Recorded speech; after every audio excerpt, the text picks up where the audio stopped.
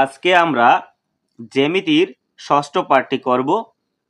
বিগত পার্টগুলো যদি দেখে না থাকেন তাহলে চ্যানেলের প্লেলিস্ট থেকে দেখে আসতে পারেন, তাহলে আপনার অঙ্কগুলো বুঝতে সুবিধা হবে।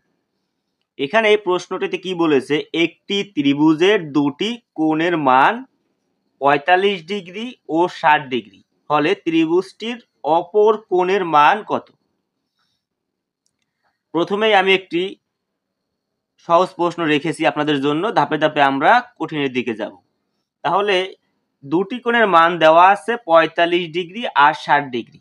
তাহলে আমরা তো সবাই জানি একটি ত্রিভুজের তিনটি কোণ থাকে। একটি ত্রিভুজ, যে কোনো আকৃতির একটি ত্রিভুজ, তার তিনটি কোণ থাকে। এখন এই তিন কোণের সমষ্টি হচ্ছে ১৮০ ডিগ্রি। তাহলে দুইটি কোণের মান যদি আমরা দেখি ৪৫ ও ৬০, আমরা যদি যোগ করি তাহলে ৪৫ যোগ ৬০, তাহলে দুইটি কোণের মান কিন্তু আমরা পাই ১০৫ ডিগ্রি। আমাদের বলেছে ত্রিভুজের অপর কোণের মান, মানে ৩ নম্বর কোণ। তাহলে এখানে তিনটি কোণের মান যেহেতু ১৮০ ডিগ্রি আর দুইটি কোণের মান ১০৫ ডিগ্রি, তাহলে বাকি কোণটার মান কত হবে? এটা থেকে যদি আমরা এটা বিয়োগ করি তাহলে কিন্তু আমরা বাকি কোণটার মান পাবো। তাহলে ১৮০ থেকে যদি ১০৫ আমরা বিয়োগ করি তাহলে থাকে ৭৫। তাহলে বাকি ৩ নম্বর কোণটির মান হবে ৭৫ ডিগ্রি। প্রশ্নটা কিন্তু খুবই গুরুত্বপূর্ণ, চাকরির পরীক্ষায় আসার মতো। এই প্রশ্নটি লক্ষ্য করুন, একটি গুরুত্বপূর্ণ প্রশ্ন। বিষমবাহু ত্রিভুজ এবিসি, মানে একটি বিষমবাহু ত্রিভুজ, তার নাম হচ্ছে এবিসি। আমরা একটি বিষমবাহু ত্রিভুজ আঁকি। ধরলাম আমরা এটা একটি বিষমবাহু ত্রিভুজ। বিষমবাহু ত্রিভুজ, যে ত্রিভুজের তিনটি কোণ, মানে তিনটি বাহু ভিন্ন রকমের, বিভিন্ন মাপের, মানে তিনটি বাহু, ধরুন এটা ৫, এটা ৬, তাহলে এটা ৭, এরকম বিভিন্ন মাপের, কোনো মিল নেই, তাকে আমরা বিষমবাহু ত্রিভুজ বলি। তাহলে এই বিষমবাহু ত্রিভুজ আমরা এটাকে নামকরণ করলাম এ বি সি। এর বাহুগুলির মান এমন ভাবে নির্ধারিত যে এডি মধ্যমা দ্বারা গঠিত ত্রিভুজ এবিডি। প্রশ্নটা কি বলেছে দেখুন, আমি কিন্তু ভেঙে ভেঙে আগে চিত্রটা করে তারপরে একবারে প্রশ্নটা আবার আপনাদের অ্যানালাইসিস করে দেব।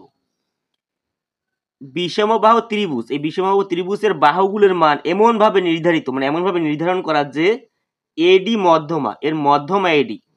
তাহলে আমরা আগের পার্টগুলো দেখেছিলাম মধ্যমা আমরা কিভাবে পাই, যেহেতু এ আর ডি মধ্যমা, তাহলে এ থেকে ডি কোথায় পাবো আমরা? এই এ থেকে এর বিপরীত বাহু কোনটা? এর এই দুইটা কিন্তু সন্নিহিত বাহু, একসাথে আছে এর সাথে, কিন্তু এই বাহুটা কিন্তু এর সাথে নাই, এটা তার বিপরীত বাহু। এর মাঝ বরাবর যদি আমরা যে রেখাটা টানবো একেবারে মাঝ বরাবর, ধরলাম এই মাঝ বরাবর, এখানে এটা হবে এর মধ্যমা, এইটা এর মধ্যমা।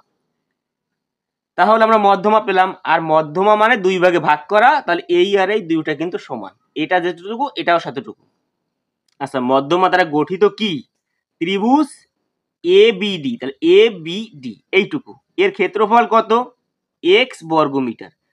ত্রিভুজ এ বি আর ডি, এই জায়গাটুকু মানে এই প্রথম জায়গাটুকু, এর ক্ষেত্রফল এক্স বর্গমিটার। ত্রিভুজ এ বি সি এর ক্ষেত্রফল কত? মানে ত্রিভুজ এ বি আর সি, মানে পুরো জায়গাটার ক্ষেত্রফল কত আমাদের বের করতে বলেছে। আমরা এখানে এই মধ্যমার মাধ্যমে জানতে পারলাম যে এ বি ডি এর মান এক্স, আর মধ্যমা মানে দুই ভাগে ভাগ করা, মানে ধরুন আপনার এখানে আছে ১০০, এই লম্বা একটি রেখা আছে ১০০, এটা যদি আপনি ভাগ করেন তাহলে থাকবে ৫০ আর ৫০, দুইটা মিলে ১০০। এখানেও জাস্ট একই ফর্মুলা, এই পুরো ত্রিভুজটাকে মধ্যমা করলে দুই ভাগে ভাগ হয়ে যাবে, আর দুই ভাগের মান হবে কিন্তু সমান। তাহলে এই ভাগের মান যেহেতু এক্স, এই ভাগের মানও কিন্তু হবে এক্স, কারণ দুই ভাগে বিভক্ত আর দুই ভাগ সমান, তাহলে এ ভাগও এক্স, এ ভাগও এক্স। তাহলে দুইটা ভাগের ক্ষেত্রফল, এখন পুরো জায়গাটার ক্ষেত্রফল চেয়েছে, তাহলে প্রথম জায়গাটার ক্ষেত্রফল এক্স, দ্বিতীয় জায়গাটার ক্ষেত্রফল এক্স, দুইটা যোগ করলে আমরা কত পাবো? দুইটা যোগ করলে আমরা পাবো 2x। তাহলে পুরো জায়গাটার ক্ষেত্রফল হচ্ছে 2x।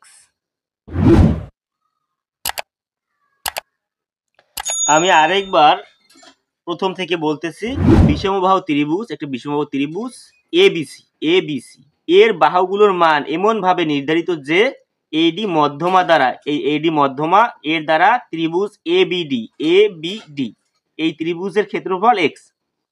এবিডি, এই এবিডি এইটুকু এক্স। এবিসি এর মান চেয়েছে, পুরো এবিসি মানে পুরো জায়গাটুকু চেয়েছে, আমরা প্রথমটার পেয়েছি এক্স, তাহলে অবশ্যই মধ্যমার কারণে দ্বিতীয়টাও এক্স, দুইটা যোগ করলে আমরা পাবো 2x। কোন ত্রিভুজের তিনটি বাহুকে চক্রাকারে বর্ধিত করলে উৎপন্ন বহিস্থ কোণ তিনটির সমষ্টি কত হবে? খুবই চমৎকার একটি প্রশ্ন। কোন ত্রিভুজ, আমরা একটা ত্রিভুজ এঁকে নিই, যে কোনো একটি ত্রিভুজ, নির্দিষ্ট করে বলিনি, আমরা ধরলাম এই একটি ত্রিভুজ। এই ত্রিভুজের তিনটি বাহুকে চক্রাকারে বর্ধিত করলে, মানে যদি আপনি তিনটি বাহুকে বাড়িয়ে দিন চক্রাকারে, তাহলে ধরুন আমরা এইটা বাড়ালাম, এই বাড়িয়ে দিলাম, বর্ধিত মানে বাড়ানো, এটা এদিক থেকে বাড়ালাম আর এটা এদিক থেকে বাড়ালাম, তাহলে চক্রাকার হলো। চক্রাকারে বর্ধিত করলে উৎপন্ন বহিস্থ কোণ, অন্তস্থ কোণ মানে ভিতরের কোণগুলোকে বলে কিন্তু অন্তস্থ কোণ, আর ত্রিভুজের বাইরে যে কোণগুলো থাকবে তাকে বলবো আমরা বহিস্থ কোণ। বহিস্থ কোণ তিনটি সমষ্টি কত? তাহলে এখানে বহিস্থ কোণ, এই একটি বহিস্থ কোণ, তারপরে এই একটি বহিস্থ কোণ, তারপর এই একটি বহিস্থ কোণ, এই তিনটি বহিস্থ কোণের মান চেয়েছে। সবসময় মনে রাখবেন একটি সরল রেখার সম্পূর্ণ কোণ হচ্ছে 180 ডিগ্রি। 180 ডিগ্রি। এখন আমরা জানি ত্রিভুজের তিন কোণের মানও কিন্তু 180 ডিগ্রি। আমরা কিন্তু যদি চিন্তা করি যে এই যে রেখাটা, এই রেখাটা যদি আমরা এইখানে এসে মেলে, তাহলে কিন্তু একটি সরল রেখার 180 ডিগ্রি কোণ উৎপন্ন হয়। তাহলে আমরা যদি প্রথমে ভিতরের কোণগুলো আগে ধরে নেই, তারপরে কিন্তু আমরা বুঝতে পারবো বাইরে কত কোণ আছে। আমরা জানি ত্রিভুজের তিন কোণের মান কিন্তু 180 ডিগ্রি, তাহলে ভিতরে আমরা তিন কোণের মান 180 ডিগ্রি নির্দিষ্ট করে যেহেতু বলা নাই, আমরা আমাদের মতো ধরতে পারি। ধরলাম এটা 60 ডিগ্রি, এটাও 60 ডিগ্রি, এটাও 60 ডিগ্রি, তাহলে তিনটা মিলে 180 ডিগ্রি। আপনি আপনার মতো যা ধরবেন তাইতেই উত্তর মিলবে, তবে 60 ডিগ্রি ধরে করলে পরে উত্তরটা তাড়াতাড়ি বের হয়। আর এই পুরো জায়গাটা যেহেতু 180 ডিগ্রি, কারণ আমরা দেখি সরল রেখায় কোণ হচ্ছে সরল কোণ 180 ডিগ্রি, তাহলে এই রেখাটা দিয়ে কিন্তু একটি সরল রেখা আর এখানে একটি সরল কোণ হয়। সরল কোণ যদি 180 ডিগ্রি হয় আর এই কোণটু যদি হয় 60 ডিগ্রি, তাহলে এই কোণটু কয় ডিগ্রি? অবশ্যই 120 ডিগ্রি। যেহেতু এটা 60, 120 ডিগ্রি, তাহলে এখানেও একটি সরল কোণ আছে, এই যে রেখা, তাহলে এই বরাবর একটি সরল কোণ, তাহলে এটাও 120 ডিগ্রি। আবার এই বরাবর একটি কিন্তু সরল কোণ আছে, এই বরাবর, এই রেখার, এই সরল রেখা, এই একটি সরল রেখা, এই একটি সরল রেখা, এই একটি সরল রেখা, তাহলে এটা 60 ডিগ্রি হলে এটা কয় ডিগ্রি? 120 ডিগ্রি। তিনটা যোগ করলে আমরা কত পাবো? 120, 120, 120, কত? 300।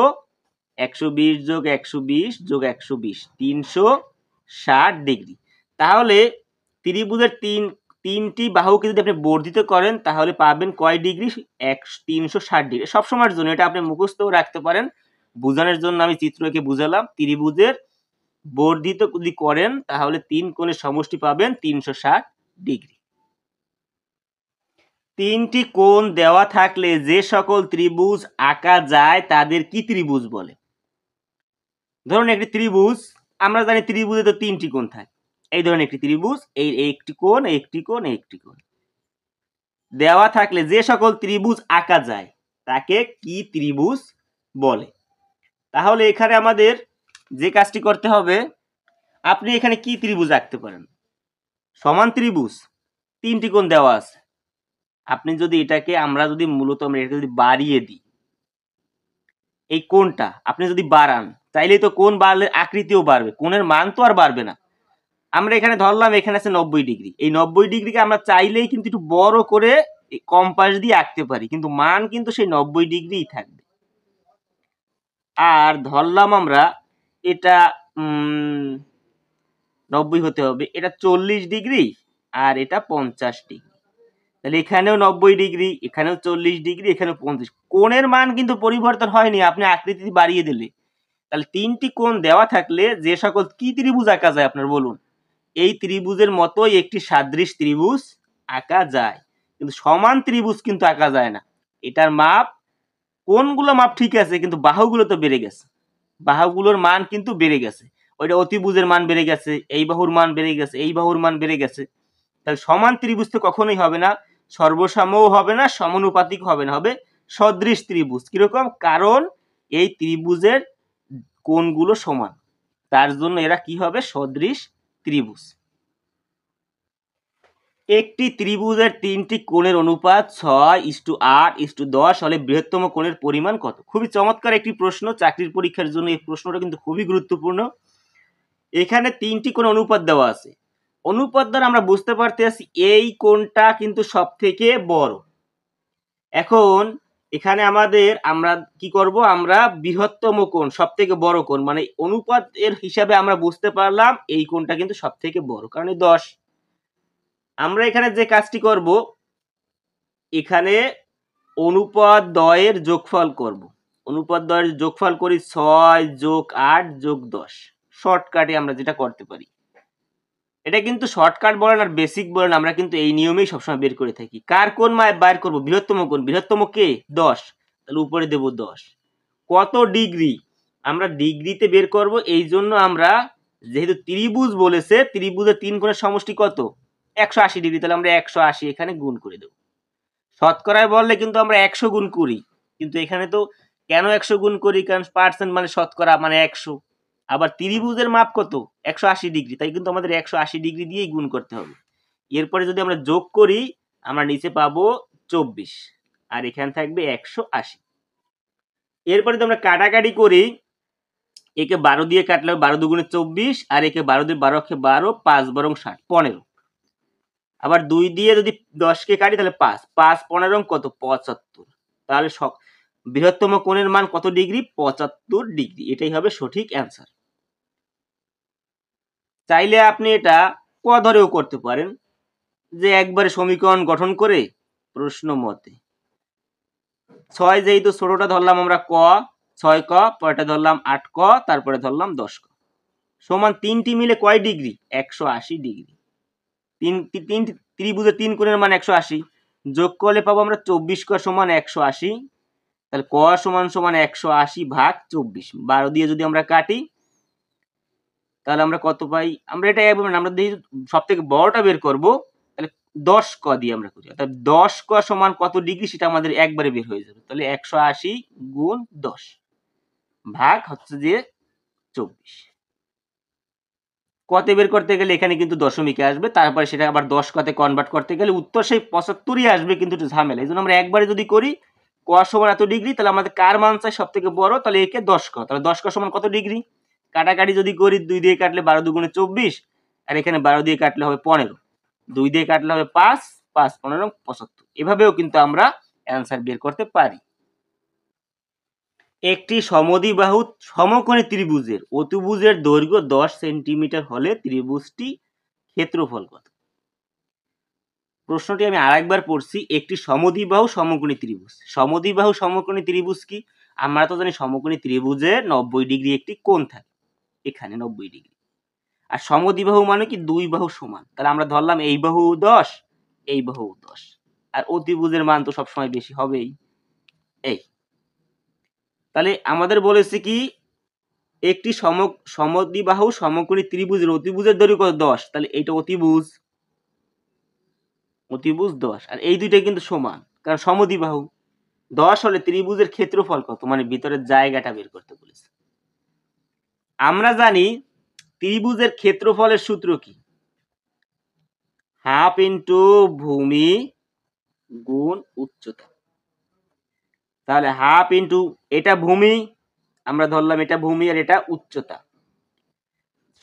সমদ্বিবাহু যেহেতু, তাহলে এই বাহুর মান যদি হয় এ বাহুর মানও এ, কারণ দুইটা বাহু সমান। তাহলে ভূমি কত? এ, উচ্চতাও এ, তাহলে কত পাচ্ছি আমরা? হাফ এ স্কোয়ার।